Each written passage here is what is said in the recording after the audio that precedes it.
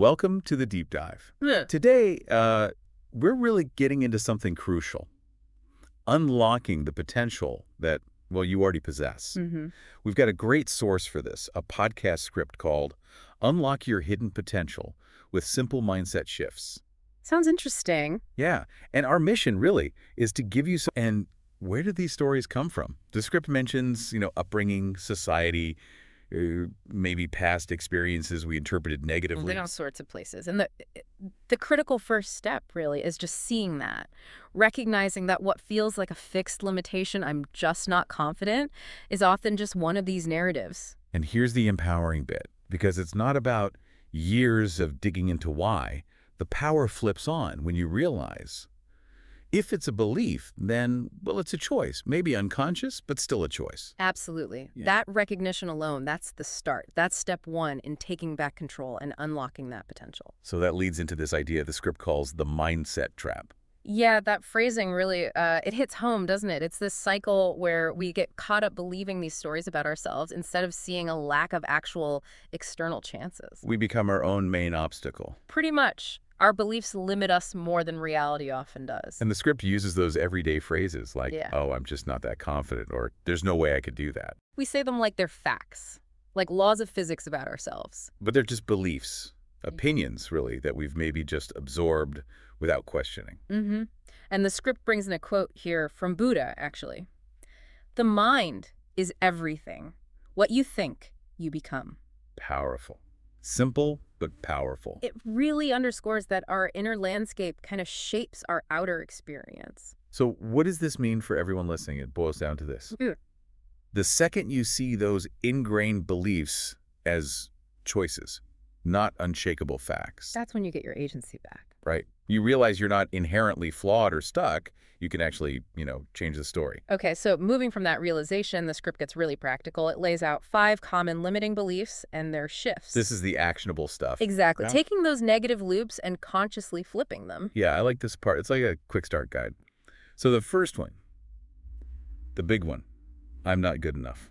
And the suggested shift, I'm in progress.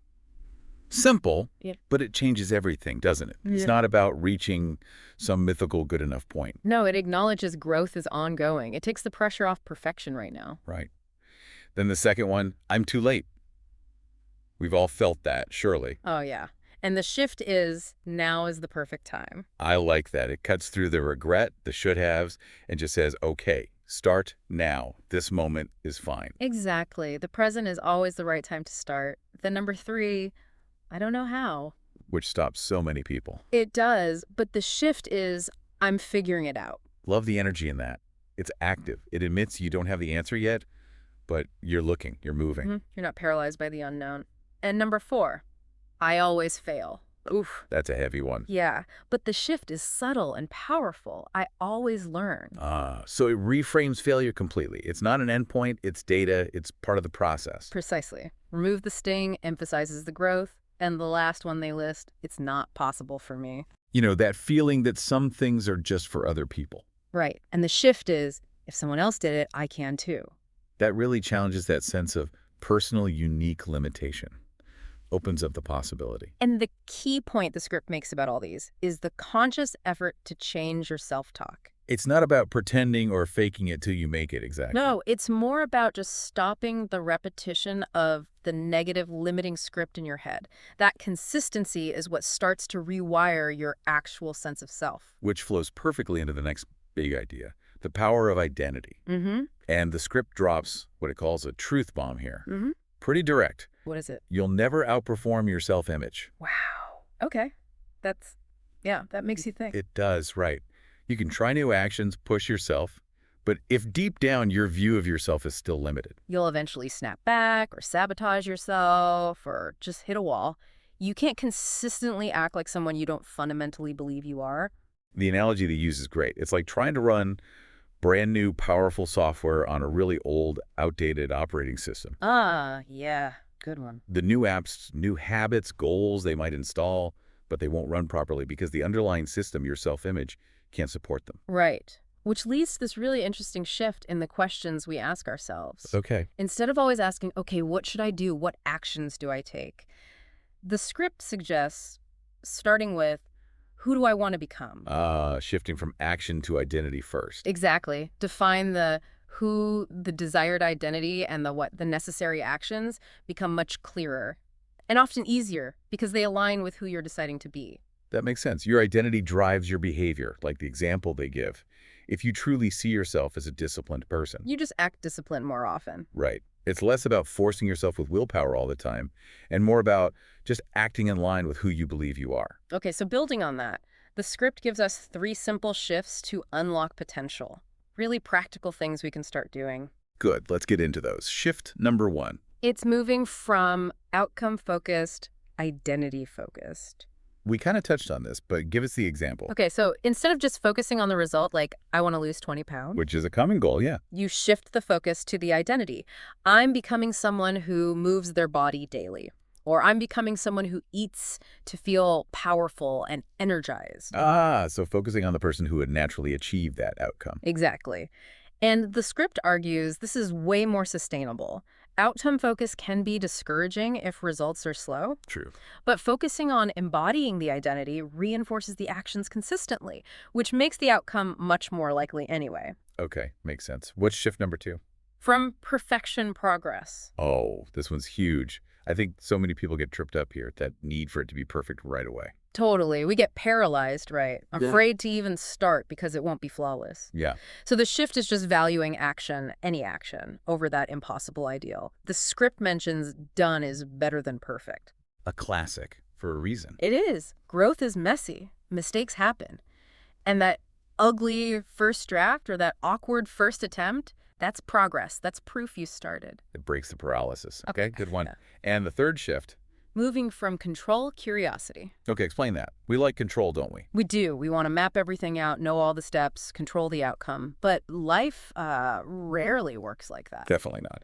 So instead of needing all the answers up front or getting derailed when things go off plan, the shift is towards curiosity, asking better questions. Like what kind of questions? Well, instead of a limiting question like, oh, why is this happening to me, which just leads to feeling like a victim, you shift to an empowering learning question like, okay, what is this trying to teach me, or what can I learn from this challenge? So it reframes the obstacle as an opportunity for learning, not just a setback. Exactly. It keeps you open, resourceful, looking for solutions instead of just feeling defeated.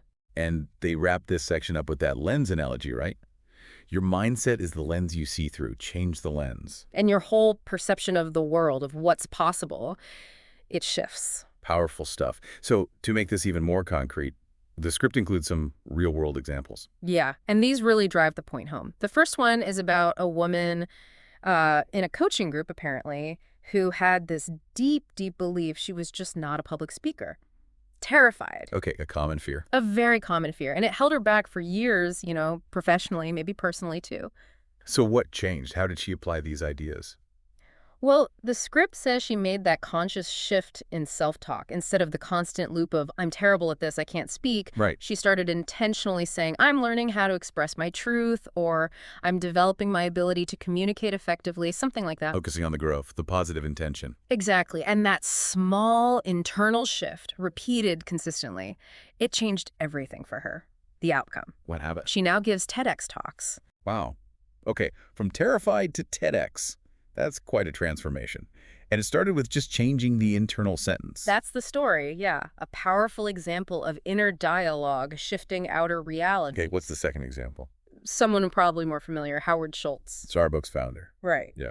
And the script points out his background grew up in public housing, faced significant hardship, didn't exactly have a privileged start. No, definitely not. But what apparently fueled him, according to this source, was this core fundamental belief: I deserve more than this. Okay, so not accepting his circumstances as his limit. Right, that inner conviction, that refusal to be defined by his starting point, that was the engine. That drove him to build Starbucks. So the common thread in both these stories. Is that the internal shift came first, the change in belief, in self-talk, in identity, that preceded the big external change. It has to, really. Okay, so we've covered a lot. The trap, the beliefs, identity, the shifts, the examples. How do we wrap this up? Well, the script finishes with a direct challenge to everyone listening. Because, hearing this is one thing. Doing something with it is another. Right, exactly. So here's the challenge. Pick just one mindset shift we talked about today, whichever one resonated most. Just one. Okay. And for this whole week, consciously apply it. The script says, speak it aloud, act in alignment with it, really try to embody that new perspective. So not just thinking it, but living it for a week. Yeah. Saying it, acting like it's true. And to really make it stick, they suggest actually stating it. Like, decide now and say it. My shift, I say, and then fill in the blank with your chosen reframe. Like making a commitment. My shift is from, I don't know how to, I'm figuring it out. Something like that. Exactly. Anchor it. Make it intentional. And the final message seems to be about, well, empowerment, doesn't it? Yeah. You don't need permission from anyone else to change or grow. Not at all. What you need, according to this, is that internal belief followed by consistent action and then just keeping that momentum going. Belief, action, momentum. Simple, but not always easy. True. And they leave us with a final thought, something to sort of chew on. Go on. The world doesn't necessarily need more people striving for some impossible, flawless perfection.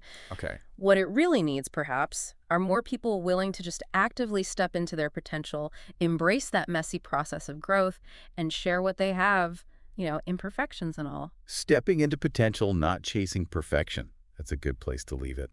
Lots to think about there.